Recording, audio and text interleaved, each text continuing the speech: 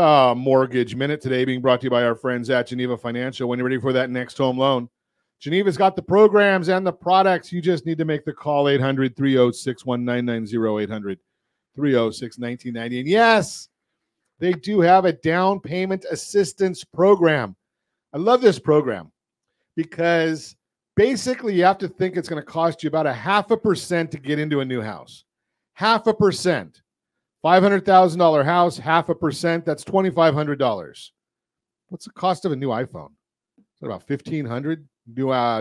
New MacBook, got to pay a couple grand for that. Or have your own house. Now remember, veterans, you don't have to pay anything. You already paid. You earned it. So think about those options.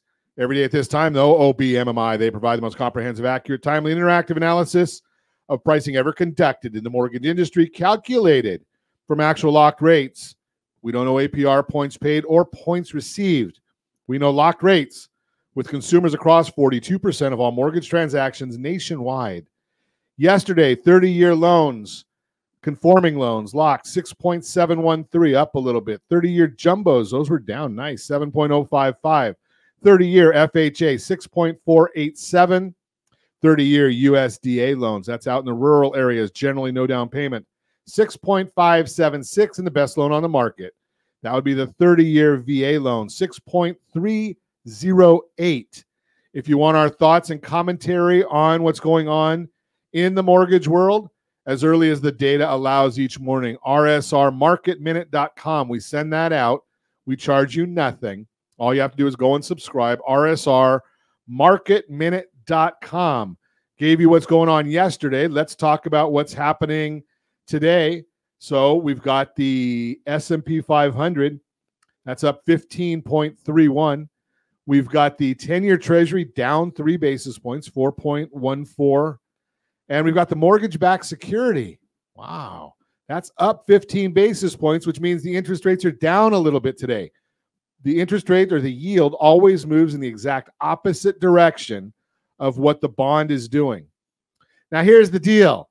All that information is available on the super secret website, google.com. But what's not there is why are these things happening? Well, here's a recap.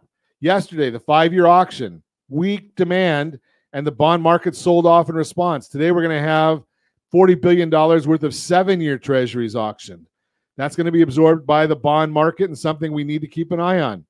Helping bonds today were comments from the ECB president, Christine Lagarde, who reiterated that she believes the first ECB, that's European Central Bank rate, could happen this summer. She's also talking about slower growth, moderating inflation, and easing wage growth. We did get the first reading of Q4 GDP. It will be revised. They always are.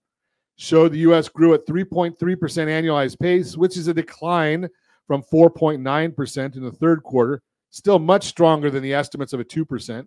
Within the GDP report, there's also quarterly PCE, the personal consumption expenditures reading, showing how much inflation rose from Q4 of this year to Q4 of last year. This figure came in at 1.5% versus the 2.2 expected, and without it, GDP would have come in at 2.6 instead of 3.3, obviously closer to the 2% estimates. Core PCE, also reported on a quarterly basis within this report, which is the Fed's main focus as it strips out food and energy. Some people don't need food or energy. And it remained at 2%, right in line with the Fed's target. We'll get more important monthly PCE reading tomorrow as the December year-over-year figure. The market is expecting headline inflation to remain at 2.6% or increase slightly to 2.7%, and the core to fall from 3.2 to 3%. There's a bank term funding program coming to an end. I'm just going to tell you that. I'm not going to get into the weeds because you don't care. New home sales measures signed contracts on new homes rose 8% in December to 664,000 unit annualized pace from a revised 615. Sales are up 4.4%. There were 453,000 new homes for sale at the end of December, slightly higher than the 451 seen in the previous report. At the current pace of sales, 8.2 months supply, down from 9.2. However, only 81,000 of those are completed. That means the other ones are not ready for anybody to live in yet. That's a 1.46 month supply. Remember, now we're on pace for 453,000. We need 1.9 million just to keep pace with household formations. We're a little short. Jobless claims, individuals filing unemployment benefits for the very first time, rose 25,000 to 214,000, coming off one of the lowest figures we've seen in a long time. But there's a lot of holidays in that. Continuing claims on those to receive benefits after their initial claim rose 27,000. So there's a lot of weakness there. Durable goods, that's like cars, planes, and trains, planes, and automobiles. Durable goods flat in December, which was much worse than the 1.1% rise expected. Now, remember, there are some planes that come with doors, so don't worry about that. However, when stripping out transportation, as this report is heavily influenced by aircraft orders, the index rose 0.6%, which was stronger than the 0.2% anticipated. That's the Mortgage Minute, brought to you by our friends at Geneva Financial. When you're ready for that next home loan, Geneva's got the programs and the products. You got a phone, make the call, 800-306-1990, 800-306-1990.